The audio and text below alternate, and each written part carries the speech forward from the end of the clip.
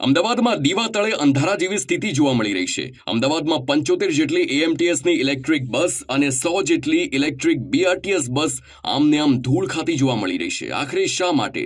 કેન્દ્ર સરકાર કહેશે કે આપ ઇલેક્ટ્રિક વાહનોનો ઉપયોગ કરો, આપ ઇલેક્ટ્રિક 2 વ્હીલર ખરીદો, ઇલેક્ટ્રિક 4 વ્હીલર ખરીદો, પરંતુ અહીં અમદાવાદ મ્યુનિસિપલ કોર્પોરેશન જ આ નિયમનો ઉલાળ્યો કરતી હોય, આ નિયમ કે જે કેન્દ્ર સરકાર સમજે છે અને લોકોને પણ અપીલ કરે છે તે જ ન માનતી હોય તેમ જોવા મળી રહ્યું છે. આખરે શા માટે?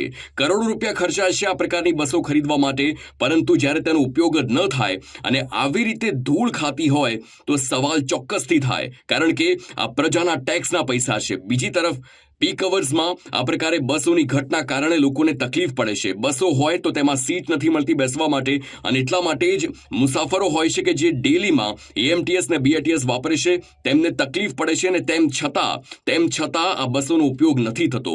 સૌથી ચિંતાજનક બાબત એ છે કે આ બસોની આસપાસ જાણે અસામાજિક તત્વોનો અડ્ડો બની ગયો હોય તેવી પરિસ્થિતિ છે.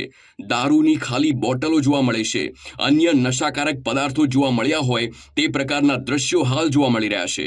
આખરે શા માટે આ બસોનો ઉપયોગ નથી થતો? શું કોઈ ટેકનિકલ ખામી છે? શું કોઈ બીજી તકલીફ છે કે આ પ્રકારે બસોનો ઉપયોગ નથી થતો? સવાલ લોકો પૂછી રહ્યા છે, કારણ કે લોકોના ટેક્સના પૈસા છે અને તેનો જવાબ મળવો પણ અનિવાર્ય છે.